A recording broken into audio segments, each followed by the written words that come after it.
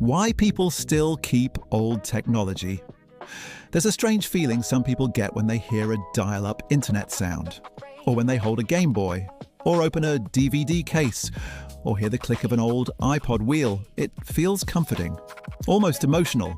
And even though modern technology is faster, smarter, and more powerful, millions of people still collect, repair, and use old tech. But why? Why do people keep flip phones in drawers, buy CRT TVs in 2026, or spend hundreds on devices that technically became obsolete years ago? Turns out psychology has a lot to do with it. Old tech feels real. Modern technology is invisible. Music is streamed, photos live in the cloud, games are digital downloads, movies exist inside subscriptions, but old technology was physical. You could hold it, stack it, display it. A CD collection felt personal. A shelf full of PlayStation games felt like an achievement. Even changing batteries in a Game Boy made the experience feel real. Psychologists call this the endowment effect. Humans naturally value things more when we physically own and interact with them. That's why old tech creates stronger emotional memories. You didn't just watch content. You experienced rituals, opening the DVD case, blowing into a cartridge, waiting for songs to burn onto a CD. Those small actions became emotional anchors in memory. Nostalgia is literally a comfort mechanism. Nostalgia isn't just remembering the past, it's actually a psychological defense mechanism. Studies show nostalgia can reduce stress, loneliness, and anxiety.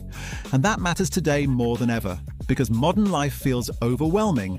Notifications, algorithms, infinite scrolling, constant updates.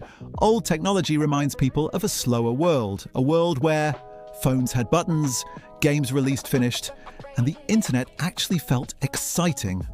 When someone turns on an old Nintendo console, they're not just playing a game. Their brain is reconnecting with a time when life felt simpler. That's why retro tech videos get millions of views. People aren't just watching the device, they're reliving a feeling. Old tech had personality. A lot of modern devices look the same. Flat screens, minimal design, glass rectangles. But old technology had personality. Transparent Game Boys, colourful iMacs, crazy phone designs from Nokia and Sony Ericsson. Companies experimented more because technology still felt new. And psychologically, humans connect more deeply with objects that feel unique. That's why people still remember the sound of a PS1 startup, the Nokia ringtone, or the Windows XP login screen. These weren't just products anymore, they became part of people's identity. Modern tech is efficient. Old tech was memorable. People miss limited technology. This sounds weird, but limitations actually made old technology more enjoyable. You couldn't instantly skip everything. You had fewer choices, and because of that, people appreciated experiences more. Psychologists call this the paradox of choice. Too many options often reduce satisfaction. Today, we scroll Netflix for 40 minutes, it is skip songs after 10 seconds, and jump between apps non-stop.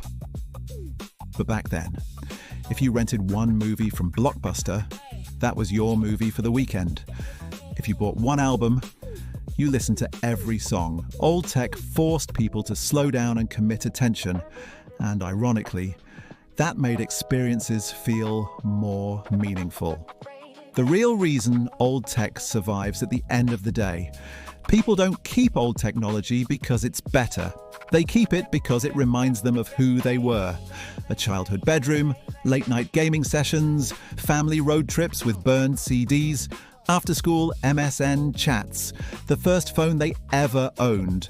Old technology became tied to human moments. And in a world where everything changes constantly, those objects feel stable, predictable, comforting, human. Maybe that's why retro tech is exploding again, because people aren't searching for old devices, they're searching for old feelings. So next time you see someone collecting DVDs, repairing an iPod, or buying a CRT TV in 2026, it's probably not about the technology, It's about memory. What's one old piece of technology you'll never throw away? Let me know in the comments.